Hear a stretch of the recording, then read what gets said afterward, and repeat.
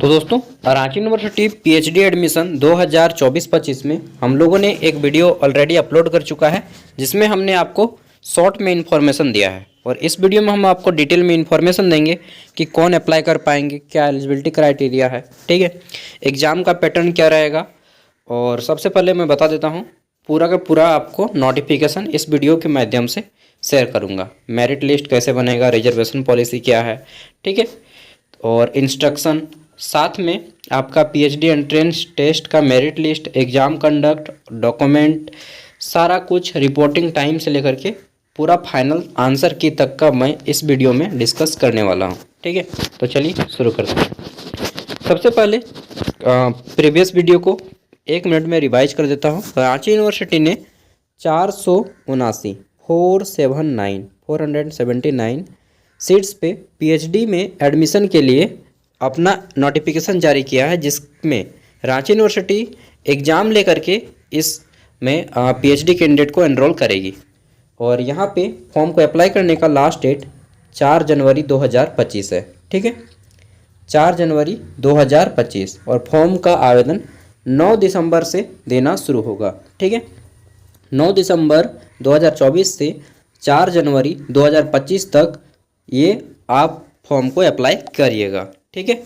यहाँ पे देख लेते हैं तो डिफरेंट सब्जेक्ट हैं, और ये फॉर्म आपका ऑफलाइन रहेगा, ऑफलाइन भरा जाएगा। ये देखिए, ये आपके डिफरेंट सब्जेक्ट में टोटल 22 सब्जेक्ट हैं, जिसमें से 21 में वैकेंसी है, एगो में नील है। नील मतलब एक भी वैकेंसी नहीं है, ठीक है।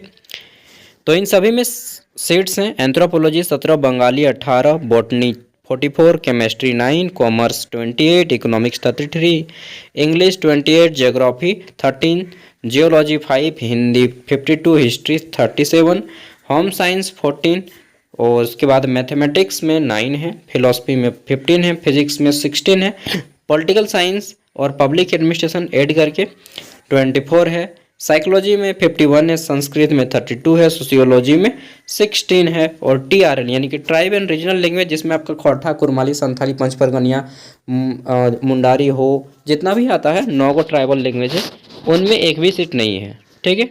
उर्दू में 10 गो है, जूलॉजी में 8 है। अब देख लेते हैं, तो यहाँ पे इतनी सीट्स हैं, ठीक है। इसके लिए Ranchi university PhD entrance test conduct करवाएगी, लेकिन ये टेस्ट बहुत सारा इसका रोल है। देखिए, देखते हैं। सबसे पहले है मोड ऑफ एग्जामिनेशन। ये जो आपका एग्ज़ाम होगा ऑनलाइन होगा या ऑफलाइन, तो यहाँ पे क्लियरली मेंशन किया गया है कि ये एग्ज़ाम आपका ऑफलाइन होगा, यानी कि ओएमआर पेपर पे होगा, ठीक है। ओएमआर पेपर पे पेन पेपर रहेगा, ब्लैक पेन से आपको गोला करना होगा, पहली बात। दूसरा, पैटर्न ऑफ एग्जामिनेशन, यानी कि आपका सिलेबस क्या रहेगा। तो सिलेबस बोला गया है कि आपका 100 मार्क्स का एग्ज़ाम होगा। कितने मार्क्स का? 100 नंबर का एग्ज़ाम होगा, ठीक है। और इस 100 नंबर में आपका जो 50 प्रत्येक क्वेश्चन 1 नंबर का रहेगा, प्रत्येक question, each question are 1 marks, ठीक है। प्रत्येक क्वेश्चन 1 मार्क्स का रहेगा। और इसमें 50 क्वेश्चन जो रहेंगे आपके किससे रहेंगे, तो आपका 50 क्वेश्चन रिसर्च मेथोडोलॉजी रहेगा, और 20 क्वेश्चन जो रहेगा आपका, जो आपका सब्जेक्ट है, स्ट्रीम, डिसिप्लिन, जो भी आपका सब्जेक्ट है, सपोज दैट आपका हिस्ट्री है या पॉलिटिकल साइंस, तो उससे 20 क्वेश्चन, ठीक है। कुल मिला के 70 मार्क्स का आपका ओएमआर पेपर में एग्जाम होगा, ठीक है। 70 मार्क्स का ओएमआर पेपर पे एग्जाम होगा। और ये जो ओएमआर पे एग्जाम होगा 70 मार्क्स का, ठीक है, ये आपके सभी ऑब्जेक्टिव रहेंगे, यानी कि 4 क्वेश्चन आएंगे और उसमें से एक आपको चुनना होगा, एक सही होगा, ठीक है। ये हो गया। यहीं पे हमारा जो है आपका, मैंने बोला 100 मार्क्स का एग्ज़ाम होगा, 100 मार्क्स का मेरिट बनेगा, हाँ, तो 70 मार्क्स का एग्ज़ाम होगा ओएमआर पेपर पे, ठीक है। और 30 मार्क्स जो रहेगा, ये रहेगा आपका इंटरव्यू के आधार पे, ठीक है। इंटरव्यू यानी कि 30 और 70 100 मिला के फाइनल मेरिट बनाया जाएगा, ठीक है। ये है हमारा यहाँ पे रोल। देखिए दोस्तों, यहाँ पे रांची यूनिवर्सिटी एक बहुत बड़ी गद्दारी कर रही है, और ये गद्दारी क्या है, मीडियम ऑफ क्वेश्चन पेपर, ठीक है। अगर मैं यहाँ पे पेपर वाला होता तो इसको बड़े मुद्दे पे उछालता, या फिर गवर्नर से इसका शिकायत करता। क्या शिकायत क्या है कि ये बोला है इन्होंने, medium of question paper, the medium of question paper shall be in English except language paper. मतलब आपका जो पेपर है केवल और केवल इंग्लिश में रहेगा, भाषाई पेपर को छोड़ के। जैसे हिंदी का है तो उसका हिंदी में ही रहेगा, ठीक है। किसी का बांग्ला है तो बांग्ला में रहेगा। बाकी जैसे पॉलिटिकल साइंस है, चाहे हिस्ट्री है, चाहे एंथ्रोपोलॉजी, चाहे जितना भी सब्जेक्ट है, चाहे ज्योग्राफी, सबका पेपर इंग्लिश में ही आएगा। Only one language English. अरे भाई पागल उगल है क्या? हिंदी एक झारखंड एक हिंदी भाषी राज्य है और यहाँ पे सभी एग्ज़ाम, चाहे आप 1 से पूरा प्री तक PhD तक, सबका हिंदी मीडियम और इंग्लिश मीडियम बाइलिंगुअल होना चाहिए एग्ज़ाम, ठीक है। और ये रांची यूनिवर्सिटी गद्दारी कर रहा है, मालूम नहीं हड़िया उड़िया पी के VC इनके या फिर जो भी नोटिफिकेशन रेडी किए हैं, ये पूरी तरह से गलती की है यहाँ पे, ठीक है। मैं दावे के साथ बोल सकता हूँ, मैंने पढ़ा है और ऐसा माना जाता है, ठीक है, कि जिस राज्य की भाषा हो उस भाषा पे क्वेश्चन बने, साथ ही आप बाइलिंगुअल इंग्लिश में कर सकते हैं। और झारखंड का राज्य की भाषा हिंदी है, ठीक है। और ये आपका सरकारी यूनिवर्सिटी है ना, तो यहाँ पे हिंदी को मान्यता दिया जाना चाहिए। मालूम नहीं कौन कौन लोग वाइस चांसलर बन जाते हैं यार, नॉलेज सेंस नहीं है इन लोगों को, ठीक है। तो ये यहाँ पे मिस्टेक किए हैं कि जो पेपर का मीडियम है दोनों भाषा में होना चाहिए, बाइलिंगुअल होना चाहिए, हिंदी इंग्लिश बोथ, ठीक है। कोई प्राइवेट यूनिवर्सिटी होता तो हम नहीं सवाल उठाते, लेकिन ये राज्य की यूनिवर्सिटी है और राज्य का सबसे बड़ा यूनिवर्सिटी है और राज्य का सबसे पुराना यूनिवर्सिटी भी है। रांची यूनिवर्सिटी 1960 में बना है, ठीक है। भाषा का पेपर के अलावा जितने भी पेपर हो सभी बाइलिंगुअल होना चाहिए, ठीक है। और ऐसा हर जगह माना जाता है। UGC यूनिवर्सिटी ग्रांट कमीशन जो है, ठीक है, UGC यूनिवर्सिटी ग्रांट कमीशन, ये खुद बोलती है कि आपका पेपर बाइलिंगुअल होगा। वो खुद एग्जाम लेती है नेट का, ठीक है, या फिर CSIR का, वो दोनों लैंग्वेज देती है, बोथ हिंदी इंग्लिश, जो आपको मर्जी है। लेकिन ये यूनिवर्सिटी गलती कर रहा है, ठीक है। तो इसको मैं तो ऊपर लेके जाऊंगा बात दिल्ली तक जाएगी दिल्ली नहीं, रांची तक जाएगी। आगे देखते हैं मार्किंग स्कीम, तो आपका किस आधार पर लिया जाएगा।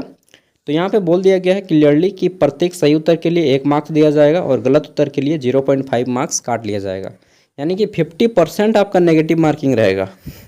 समझ रहे हैं? दो गो आंसर अगर आपने गलत किया तो आपका एक सही उत्तर काट लिया जाएगा, ठीक है, जो कि बहुत ज़्यादा है। आगे देखते हैं, तो फिर यहाँ पे eligibility criteria for PhD test. तो यहाँ पे इन्होंने लिखा है कि अगर आप PhD करना चाहते हैं तो इसके लिए आपको बहुत सारा क्राइटेरिया है। पहली क्राइटेरिया, आप अगर 4 साल का ग्रेजुएशन किए हैं, ठीक है, आप तो ग्रेजुएशन 4 साल का हो गया, अगर आप 4 साल का ग्रेजुएशन किए हैं और 1 साल का मास्टर कोर्स किए हैं तब आप इसके लिए अप्लाई कर सकते हैं, ठीक है। लेकिन हम लोग तो 3 साल का ग्रेजुएशन किए हैं, क्योंकि अभी तक सभी लोग 3 साल का ही ग्रेजुएशन करते थे। तो यहाँ पे उस कंडीशन में अगर आप 3 ईयर ग्रेजुएशन कोर्स करते हैं तो उनके लिए है कि 2 ईयर या 4 को सेमेस्टर मास्टर कोर्स किए हैं with same condition in as 1 subject, ठीक है। तो 3 साल का ग्रेजुएशन किए हैं तो आप सिंपली MA किए हो, किसके साथ, तो 2 साल का कोर्स के साथ MA। सिंपल जो 1 साल का कोर्स होता है, जैसे PGDCA एक हो गया, post graduate DCA diploma in computer application, तो ये जो है 1 साल का कोर्स है। इसके साथ अगर आप 3 साल का कोर्स किए तो आप नहीं अप्लाई कर पाएंगे, समझ रहे हैं ना। तो 3 साल का कोर्स किए तो आपका 2 साल का PG कोर्स होना चाहिए, MA MCOM MSc जो भी है आपका, ठीक है। आगे देख लेते हैं, तो फिर है यहाँ पे a candidate seeking admission after 4 और 8 semester bachelor with research should have a minimum 7.5।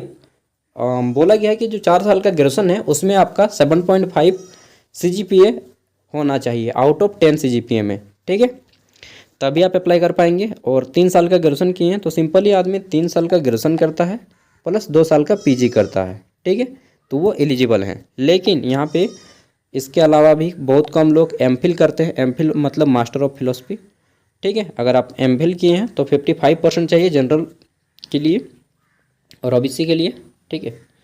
1 minute, इसको अभी अलग से बताऊंगा। MPhil वाले भी अप्लाई कर सकते हैं, ठीक है। इसके साथ ही यहाँ पे देखिए बोल दिया गया है 6 नंबर पॉइंट में कि 55% चाहिए जनरल को, ठीक है। किसको 55% चाहिए, तो यहाँ पे बोल दिया गया है 55% चाहिए आपका जनरल को केवल, और OBC ST SC, ठीक है, OBC में केवल नॉन क्रीमिलियर और EWS, इन सभी को 50% मार्क्स चाहिए। मतलब केवल जनरल और ओबीसी में वही जो केवल क्रीमी लेयर में आते हैं उनको चाहिए 55%, बाकी एसटी एससी और ओबीसी उनको जो BC1 है यानी कि नॉन क्रीमी लेयर है उनका 50% मार्क्स लगेगा। ठीक है, एडमिशन के लिए। आगे देख लेते हैं। तो ये तो हो गया हमारा परसेंटेज कि क्या एडमिशन के लिए चाहिए। अब देखते हैं यहाँ पे तो एग्जामिनेशन PhD एंट्रेंस टेस्ट 2024। देखिए हमारा अगला है यहाँ पे कि अगर कोई कैंडिडेट नेट JRF क्वालिफाई है, ठीक है, अगर कोई कैंडिडेट UGC जो कंडक्ट करवाती है यूनिवर्सिटी ग्रांट कमीशन, वहाँ से अगर आप नेट या JRF क्वालिफाइड हैं, ठीक है, तो आपको एग्ज़ाम बैठने का कोई ज़रूरत नहीं है, आप फॉर्म भर के डायरेक्टली इंटरव्यू में बैठ जाइए। ठीक है, ये यहाँ पे लिखा हुआ है, आप इसको डिटेल में पढ़ लीजिएगा। फिर भी मैं एक बार पढ़ देता हूँ। NET JRF candidate are exempted from the entrance test. ठीक है, the selection of NET JRF candidate will be on basis of their performance in interview. ठीक है, वाइवा। ये हो गया। मेरिट लिस्ट देखिए किससे बनेगा आपका, तो merit list of entrance test. देखिए यहाँ पे बोल दिया गया है क्वालिफाइंग मार्क्स क्या रखा गया है। तो देखिए आपको जो एग्ज़ाम होगा, ठीक है, और इंटरव्यू होगा उसमें कितना % स्कोर करना होगा। तो बोल दिया गया है कि आपका 50% मार्क्स होना चाहिए। The qualifying marks for entrance test will be 50%। ठीक है, होना चाहिए किसके लिए, तो ओबीसी के लिए जो क्रीमी लेयर में आते हैं और जनरल के लिए। साथ में अगर आप रिजर्वेटिंग कैटेगरी हैं जैसे एसटी एससी या नॉन क्रीमी लेयर या ईडब्ल्यूएस, तो आपको 5% कम, दैट मीन्स 45% मार्क्स आपका आना चाहिए। ठीक है, will be allow to the entrance test. ठीक है, टेस्ट फॉर द कैंडिडेट, तो ये रखा गया है इनका ST SC and differently able candidate. तो समझ गए ना, 50% मार्क्स होना चाहिए जनरल ओबीसी के लिए। ओबीसी में वो जो केवल क्रीमी लेयर हैं, नॉन क्रीमी लेयर हैं तो फिर 45 में भी काम चल जाएगा। आगे देख लेते हैं। तो फिर बोला गया है यहाँ पे final merit list will be prepared after the interview. जब आपका इंटरव्यू हो जाएगा उसके बाद जो मेरिट लिस्ट बनाया जाएगा उसमें 70% मार्क्स जोड़ा जाएगा रिटन टेस्ट का और 30% मार्क्स इंटरव्यू का जोड़ा जाएगा। ठीक है, अब बात आता है यहाँ पे कि 50% और ये जो आप बोलें कि 50% किस में लाना है, तो दोनों में लाना है, इंटरव्यू में भी और रिटन टेस्ट में भी 50%। समझ रहे हैं ना। ऑल ओवर में आपका जो 100 मार्क्स का एग्जाम हो रहा है, इंटरव्यू और आपका OMR पेपर मिला के, इसमें आपको कम से कम 50 नंबर लाना है एडमिशन के लिए। रिजर्वेशन, अब देखिए रिजर्वेशन जो पॉलिसी है गवर्नमेंट ऑफ झारखंड के अकॉर्डिंग यहाँ पे लगेगा। ठीक है, किसके अकॉर्डिंग, गवर्नमेंट ऑफ झारखंड के अकॉर्डिंग। और यहाँ पे देखिए 10% जो सीट है वो SC के लिए रिजर्व है। ठीक है, मान लेते हैं कि हिस्ट्री में 100 सीट है, सपोज दैट, मान के चलते हैं, ठीक है, एग्जैक्टली नहीं है, मान के चलते हैं कि हिस्ट्री में 100 सीट है, तो 100 में 10 गो SC का रहेगा, 26% ST यानी कि 100 में 26 गो ST कैंडिडेट रखेंगे, 14% OBC यानी कि 100 में 14 गो OBC रहेगा और 10% EWS का रहेगा। ठीक है, और जनरल यहाँ पे देखिए, और उसमें भी जो BC1 कैंडिडेट आते हैं नॉन क्रीमी लेयर उसमें 8 और जो BC2 है यानी कि क्रीमी लेयर उनका 6 OBC में रिजर्वेशन में परसेंटेज। ठीक है, टोटल जोड़ को देखिए तो यहाँ पे आपका आ जाता है 10 और इसको 10 20। ठीक है, और ये 20 और ये 20 20 20 40 20 60। ठीक है, तो कितना हो गया हमारा 60% यहाँ पे रिजर्वेशन है। ठीक है, 60% रिजर्वेशन है और बाकी जो 40% सीट बचता है ये जनरल से फाइट होगा, यहाँ पे कोई भी जा सकता है। ठीक है, मतलब 60% रिजर्व है, कैंडिडेट झारखंड के ही रहेंगे, बाकी 40% कहीं से भी रह सकते हैं। ठीक है, और आगे देख लेते हैं। तो इंस्ट्रक्शन फॉर फिलिंग एप्लीकेशन, तो बोला गया है कि आपको एप्लीकेशन पहले फिलअप करना होगा ऑफलाइन। ठीक है, और इसका फीस रखा गया है बाप बुलवा देने वाला फीस मतलब अब 2000 फीस थोड़ी होना है, UGC जो कंडक्ट करवाती है एग्ज़ाम वो लेती है आपका 600 रुपया। ठीक है, और ज़्यादा से ज़्यादा है तो 1050 रुपया। ठीक है, UGC वो एग्ज़ाम कंडक्ट करवाती है 150 में, जबकि रांची यूनिवर्सिटी बोल रही है हम बाप बुलवा देंगे आपको एग्ज़ाम का फीस पे करते हुए। मतलब 2000 रुपये एग्ज़ाम फीस यार, आए बोलिए तो कोई मतलब मान मर्यादा है या नहीं। कुछ भी चल रहा है। ठीक है, राज्यपाल नाम मात्र का राज्यपाल है, लकड़ी का मोहर है, इनको थोड़ी मालूम होता है क्या बनता है क्या नहीं बनता है। हाँ हाँ, नहीं तो चलिए, admit card for PhD entrance test 2024। अब देखिए एडमिट कार्ड, उसके बाद तो एडमिट कार्ड बोल दिया गया है इसके बारे में कि आप एडमिट कार्ड जो है ऑफिशियल वेबसाइट से डाउनलोड कीजिएगा। The admit card would be provisionally issue to the candidate of PhD entrance test 2024 subject to full, जो अच्छे से फॉर्म को अप्लाई कीजिएगा और क्राइटेरिया को पूरा कीजिएगा कि केवल उन्हीं का एडमिट कार्ड आएगा। ठीक है, और ये एडमिट कार्ड आपको डाउनलोड करना होगा। Has to download admit card from website, तो रांची यूनिवर्सिटी की वेबसाइट पे आ जाएगा, वहाँ से आपको डाउनलोड करना होगा। आगे देखते हैं, in case a candidate is ineligible to download admit card.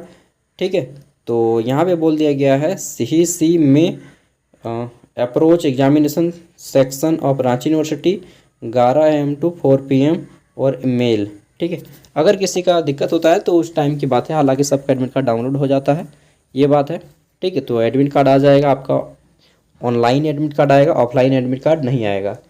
अब देखिए यहाँ पे है कंडक्ट ऑफ एग्ज़ाम, तो एग्ज़ाम जो आपका कंडक्ट होगा, ये बोला गया है the candidate are advise to go through instruction given on admit card. तो आपके एडमिट कार्ड में इंस्ट्रक्शन रहेगा और एग्ज़ाम सेंटर जो है आपका रांची में ही बनाया जाएगा। ठीक है, different DAV school, CBSE school, इन सब में दे देगा आपको, और वहीं पे आपका एग्ज़ाम होगा। एग्ज़ाम सेंटर रांची में ही रहेगा, आउट दूसरे सिटीज़ में नहीं रहेगा, ये इनके द्वारा बोला गया है। ठीक है, और यहाँ पे देखिए एग्ज़ाम जब होगा, सबको जानते हैं ID कार्ड वगैरह लेके जाना होता है, फ़ोटो वगैरह, रिपोर्टिंग टाइम तो 1.5 घंटा का एग्ज़ाम होगा, 30 मिनट पहले आपको रिपोर्ट करना होगा और कोई भी चीटिंग वगैरह नहीं चलेगा। ठीक है, वो तो सब कोई जानता है। आगे देख लेते हैं, तो यहाँ पे है डिस्प्ले ऑफ प्रोविजनल आंसर की। देखिए उसके एग्ज़ाम जब हो जाएगा उसके बाद आंसर की आएगा।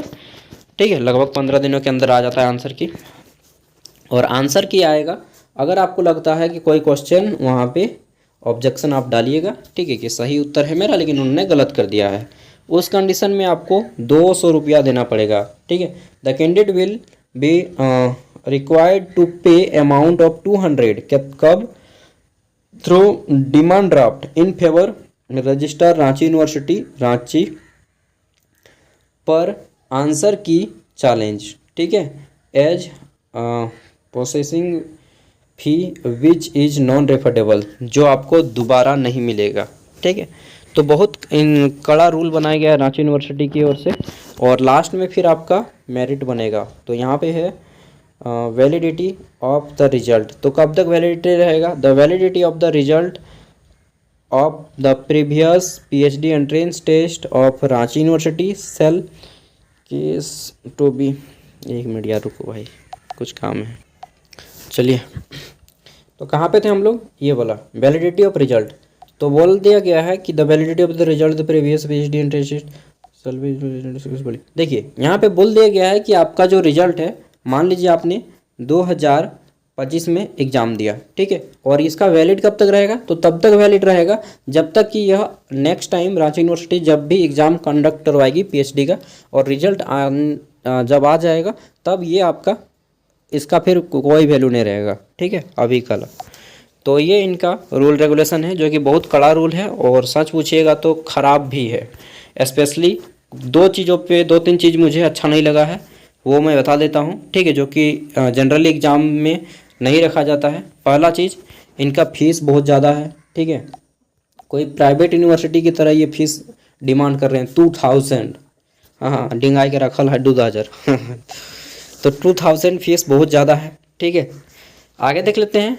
रिजर्वेशन पॉलिसी बहुत अच्छा है, ये मैं मानता हूँ। ठीक है, लेकिन यहाँ पे इनका जो सबसे बड़ा डिमेरिट है वो मैं ये बोलना चाहूँगा कि इनका जो मोड ऑफ एग्जामिनेशन है ये है इंग्लिश, और ये जो कि बिल्कुल सूटेबल नहीं है। मोड ऑफ एग्जामिनेशन झारखंड में हिंदी होना चाहिए, केवल हिंदी में दे दे वो भी गलत है। ठीक है, केवल इंग्लिश में दे वो तो बिल्कुल ही गलत है। ठीक है, तो पेपर का लैंग्वेज हिंदी और इंग्लिश दोनों भाषाओं में होना चाहिए। ठीक है, और अगर कोई विरोध नहीं करता है तो मैं क्या ही बताऊं, झारखंड में समझ लेंगे फिर कि सब उसी तरह का है, कोई ध्यान से पढ़ता भी नहीं है, यही जानेंगे और क्या जानेंगे। ठीक है, और मेरे पास उतना पहुंच है या पावर नहीं है, फिर भी जितना पहुंच या पावर है मेरे पास उसका मैं फुल यूज करूँगा। ठीक है, और तीसरा चीज़ कि ये जो फॉर्म है ऑफलाइन है। आजकल के ज़माने में ऑफलाइन फॉर्म भरा जाता है, बताइए तो। जबकि रांची यूनिवर्सिटी के पास सभी सोर्सेस हैं, रिसोर्स है, सब कुछ एवरीथिंग है। रांची यूनिवर्सिटी ऑनलाइन सब कुछ करवाती है, तो भाई ये ऑनलाइन काहे नहीं करवा रहे हैं? और औकात नहीं है अगर ऑनलाइन लेने का तो चांसलर पोर्टल से ऑनलाइन करवा दीजिए। ठीक है, चांसलर पोर्टल से ऑनलाइन करवा दीजिए ना। ये मतलब चाहती ही नहीं है गवर्नमेंट। हम एक तरह से अगर ऐसा ही सब कुछ रहा तो यही ना बोल निष्कर्ष निकालेंगे, कंक्लूजन, कि गवर्नमेंट नहीं चाहती है कि आम आदमी पीएचडी करे और ना प्रोफेसर बने। ठीक है, यही बोलेंगे। तो अब देखिए, आप लोग नाराज़गी जाहिर सी बात है। अगर आपके पिता या फिर कोई पेरेंट्स या फिर आप खुद ऐसे एलिजिबल कैंडिडेट हैं जो कि आप अपनी बात राज्यपाल तक पहुंचा सकते हैं, गवर्नर ऑफ झारखंड तक पहुंचा सकते हैं, तो डेफिनेटली आप इस नोटिफिकेशन को लेके जाइए और इसको दिखाइए कि सर देखिए, झारखंड एक हिंदी भाषी राज्य है। ठीक है, और यहाँ का जो एग्ज़ाम है हिंदी और इंग्लिश दोनों भाषाओं में होना चाहिए। मैंने हाईलाइट भी कर दिया है। ठीक है, और यहाँ पे केवल इंग्लिश में लिखा है। साथ में फॉर्म फीस जो है इनका बहुत ज़्यादा है, ये 2 को कम करवा दीजिए, और अगर हो सके तो ये फॉर्म ऑनलाइन मीडियम में करवा दीजिए। ठीक है, अगर आपके पास रिसोर्सेस है, रांची में रहते हैं, तो आप इसको करवा सकते हैं। बाकी अगर मैं रांची गया जल्द में तो डेफिनेटली मैं राज्यपाल से ये शिकायत करूँगा अगर पहुँचने का मौका मिला तो। ठीक है, ओके, बाय। हाँ, इसका पीडीएफ मैं वीडियो का डिस्क्रिप्शन में दे दूँगा, और नेक्स्ट वीडियो में आपको कैसे फॉर्म को फिलअप करना है इसके बारे में बता दूँगा। ठीक है।